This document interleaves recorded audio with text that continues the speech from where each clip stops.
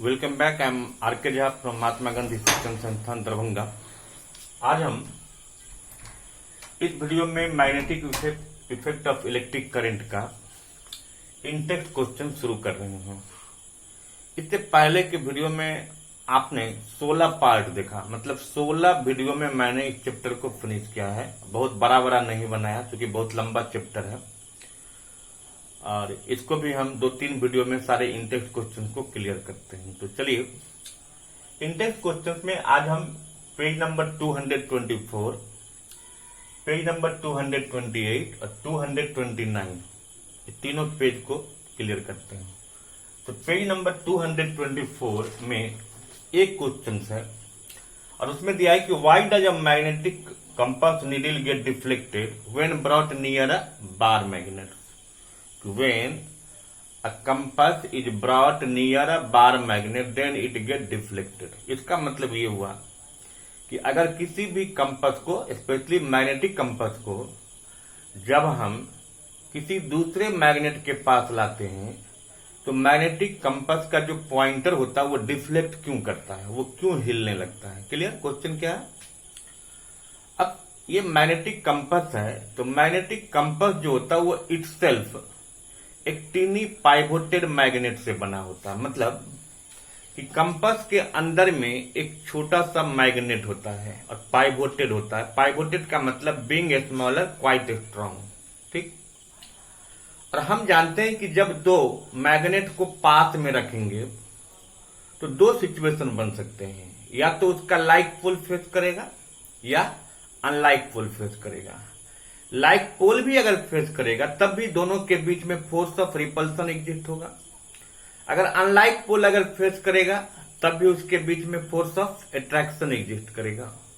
तो दोनों केस में दोनों के बीच में एक मैग्नेटिक फोर्स लगता है, जो मैग्नेटिक फोर्स रिस्पॉन्सिबल होता है, जो उस मैग्नेटिक कंपास के पॉइंटर को डिफ्लेक्ट करता है। तो क्वेश्चन क्या था कि when magnetic compass is brought near a bar magnet then it get deflected why.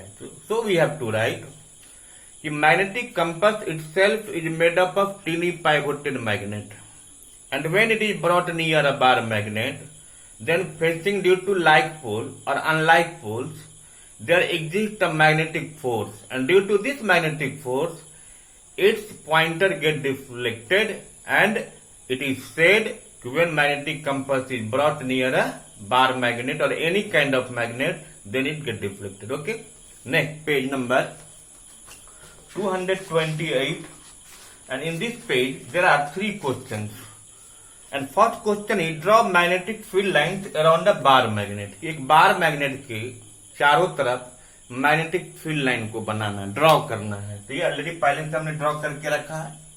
देखिए एक बार मैग्नेट है जिसका ये नॉर्थ पोल है और ये एक साउथ पोल है, और इसमें ये क्या है, मैग्नेटिक फील्ड लाइन है जो एक्सटर्नली नॉर्थ से साउथ की तरफ लाएंगे और इंटरनली आप साउथ से नॉर्थ की तरफ लाएंगे। एक फिगर ड्रॉ कर देना है। ठीक है।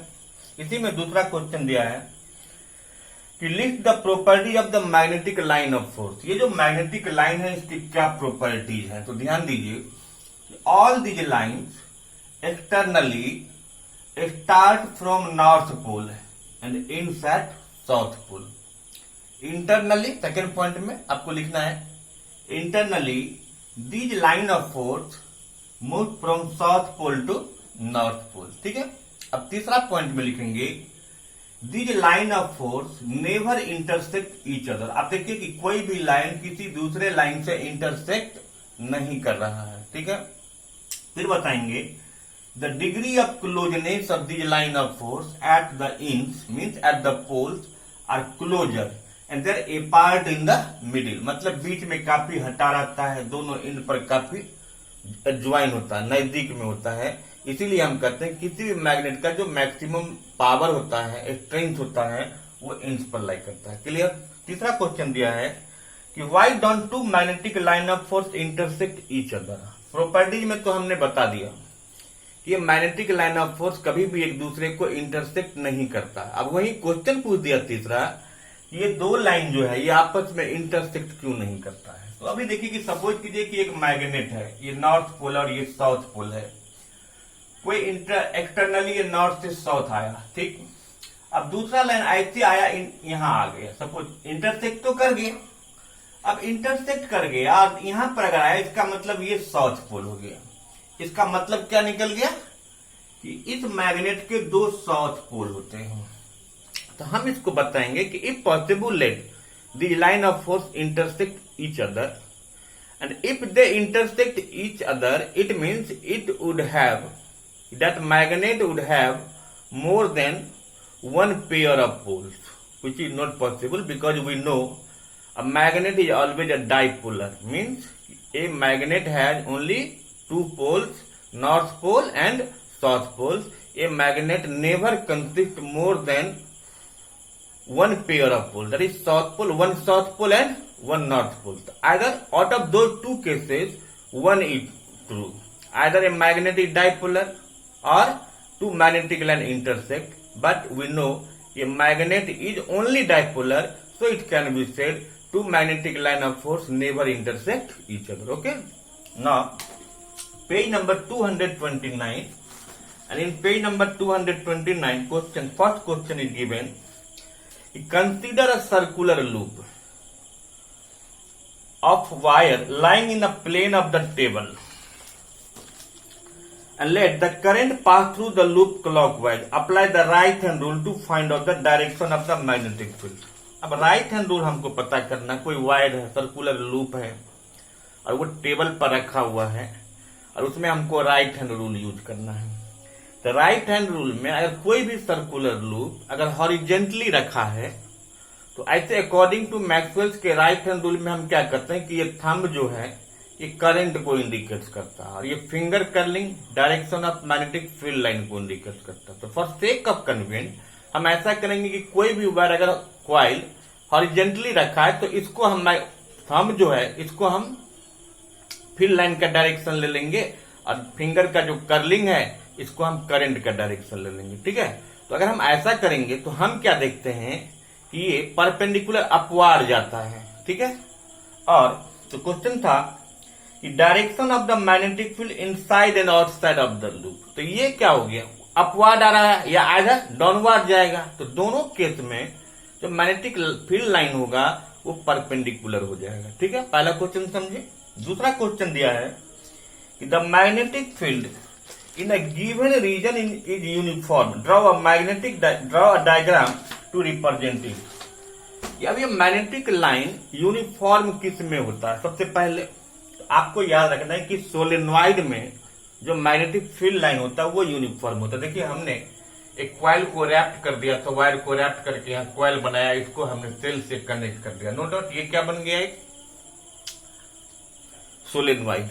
और सोलेनॉइड में जितना भी टर्न्स होता है सारे टर्न में दो डायरेक्शन होता है करंट का। वन हाफ में वो डाउनवार्ड जाता है जबकि अदर हाफ में वो अपवार्ड जाता है। और सोलेनॉइड में हर एक टर्न पर मैग्नेटिक फील्ड का स्ट्रेंथ जो होता है वो यूनिफॉर्म होता है। क्लियर? ये अब डायग्राम बना के दिखा देंगे।